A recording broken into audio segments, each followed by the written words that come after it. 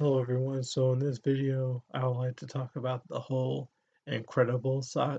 Disney movie Incredible Saga, and like just basically my thoughts on the first Incredibles to the second Incredibles, especially the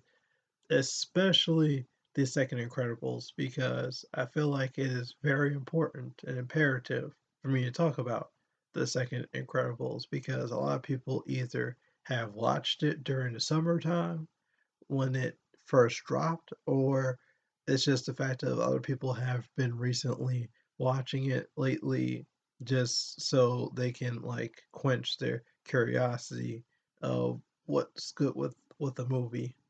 So basically, let's start. I'm going to start by ground topic in general. My ground topic about it would be just between both movies slash the whole saga itself. I feel like it can be very relatable not only to us as an audience, like the OG audience of the '90s, where you started in the '90s in the first movie, to later on in the later 2000s, which is now still connecting with us, especially connected to us in our age right now, because despite it being PG, rated PG, or yeah, I think rated PG most likely, it's just the fact of it has had some curse words here and there in it, and just just some cursing, while also most likely you may have most likely had other adults slash families may have had their own kids watch the movie, and surprisingly you had a whole lot of curse words in there, and it just gets real and serious. Kind of like if I had to make a good reference, it got serious just as much as My Hero Academia when basically Overhaul as a villain came in, because good God, that may have been street level.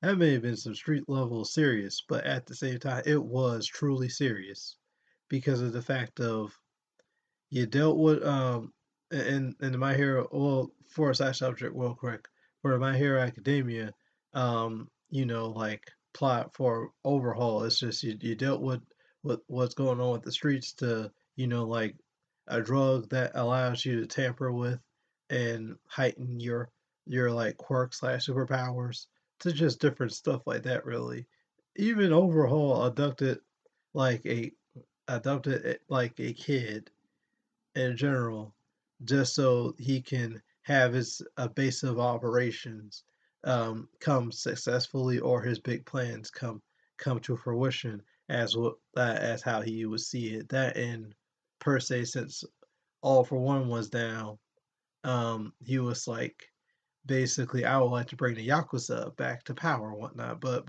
aside from all that, let's get back to the topic though about the Incredibles.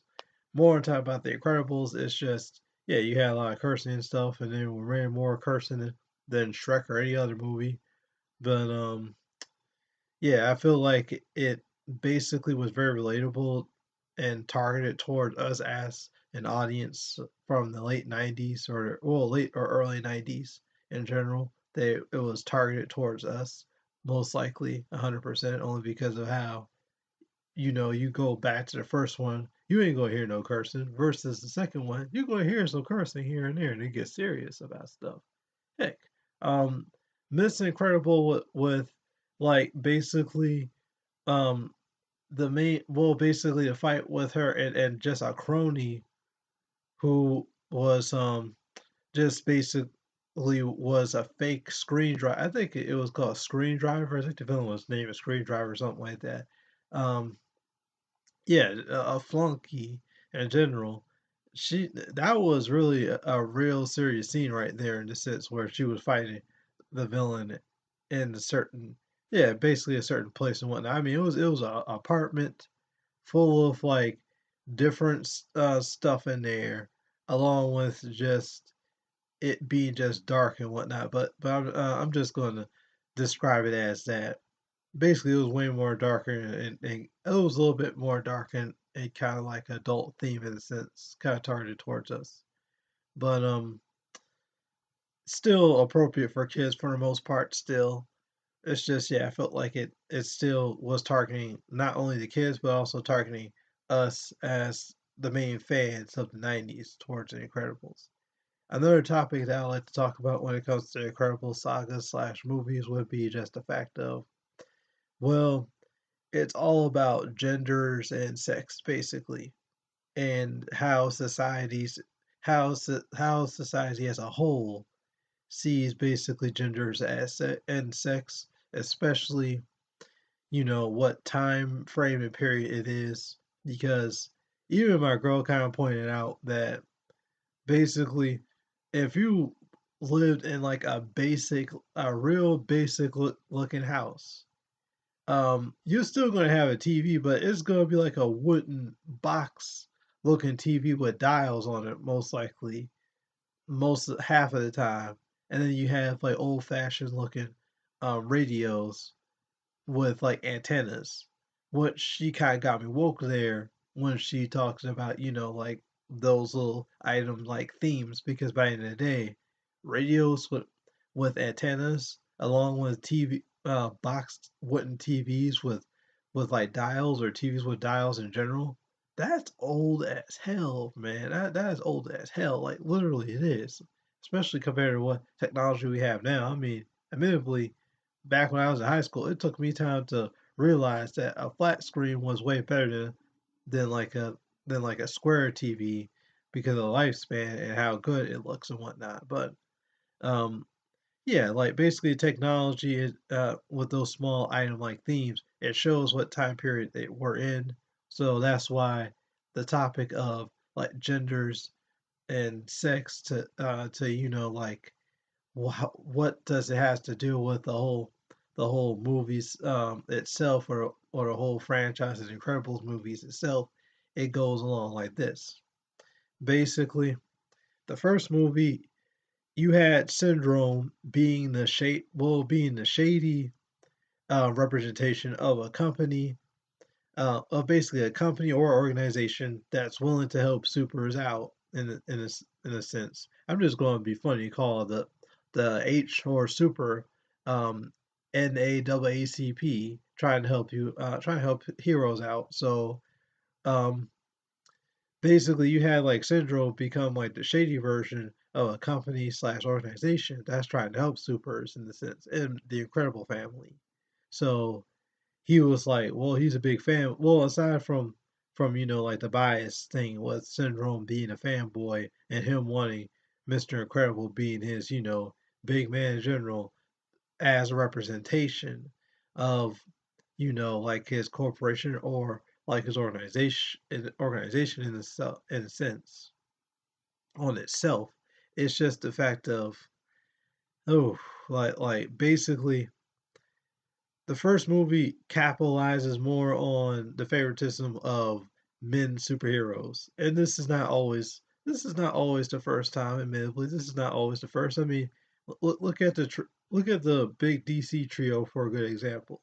Most people, most of the time, will always favor Batman or Superman, or there's always going to be those debates about Batman, Superman versus Wonder Woman. It's like, yeah, you have women out there that's be like, oh yeah, Wonder Woman the bad chick, or you have some guys that might give homage or respect to her or other stuff, but it's just I don't feel like Wonder Woman has ever gotten, like that first, like that first breath of a statement saying, "Oh yeah, Wonder Woman correct so and so," or Wonder Woman could do this and that. Same thing as how most people would be like, "Oh, Superman could do this," or Batman could do that, or Batman can take out Superman. It's different. It's just different topics like that and arguments where it's like, yeah, those are the first two iconic superheroes, which are male, that always be predominant over this stuff. I mean, you may have some females in like DC or Marvel universes that are probably predominant around this time now or earlier before this time now recently, but it just seems like Wonder Woman never was that dominant name like iconic character in a sense. It seemed like it. I mean, maybe again, there may have been like a big group here and there, like basically I'm confused about that or don't know per se, but other than that, yeah, it's just most of the time in most arguments or most conversations it's always going to be a male versus another person. Then you have like I don't know maybe Wonder Woman if it comes up in a topic, kind of like how you had like a whole domino effect when Wonder Woman had a great movie and everybody talks about it and whatnot and what she could do and whatnot and made a domino effect on. She's basically the first thing to talk about.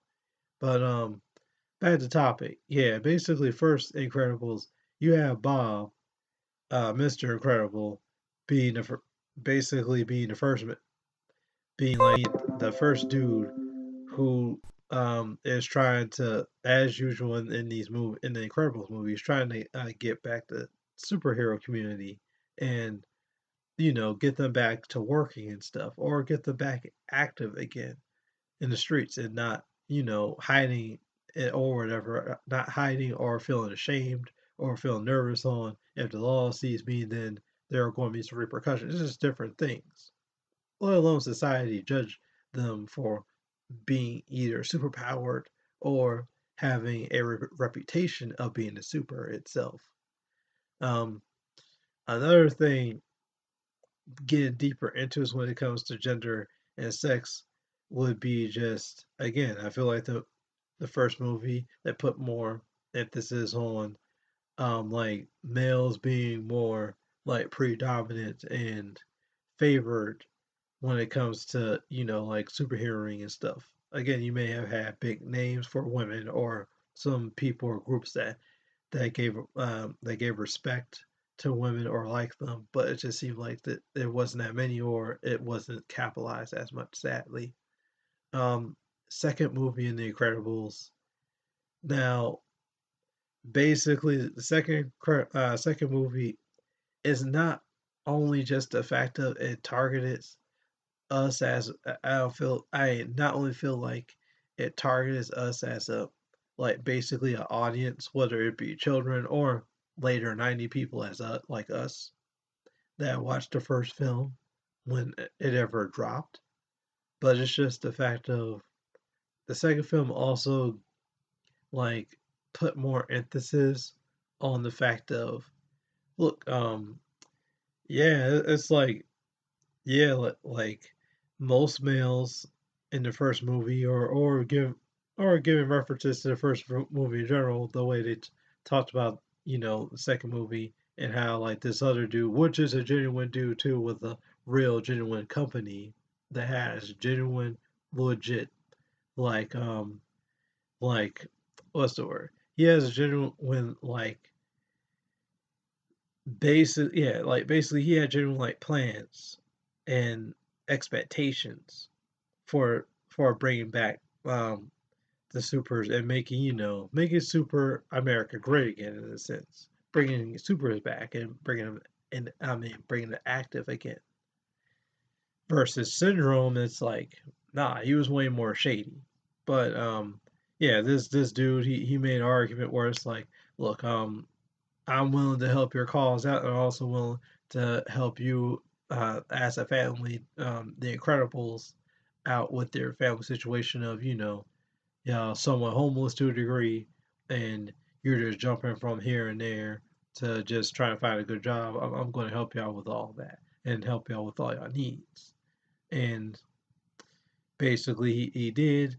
And long story short, when he was doing it, it's just the fact of like he basically wanted more of Miss Incredible, aka Elastigirl, versus Mr. Incredible, because by the end of the day, he made a strong argument of, for one thing, there's nothing wrong with changing up the title up a little bit of of an iconic like character or an individual, which is what Miss Incredible is in the sense as representation. She's a female, she's empowered slash has superpowers, and plus on top of that, she's in this movie, she's has that like role slash position where she's in the spotlight more.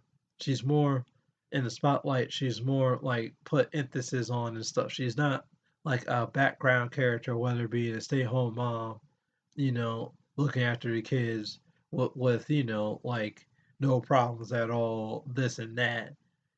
but she's now more of like she's on the field now, just to try and make supers great again, to also giving supers a better name, especially when dude made an argument where Mr. Incredible, his thing was this. Mr. Incredible's thing was just through his like opinion, Mr. Incredible, he was a great hero and had great intentions to just, being one of the best or one of the go hard old school bests. But at the same time, it's just sadly some of his work was sloppy. That's what dude was saying. He was saying that he was sloppy, and sometimes he leave messes here and there, or it's just it just wasn't done correctly, or wasn't done as clean as it can be in a sense. Versus Miss Incredible, she could probably do a better job because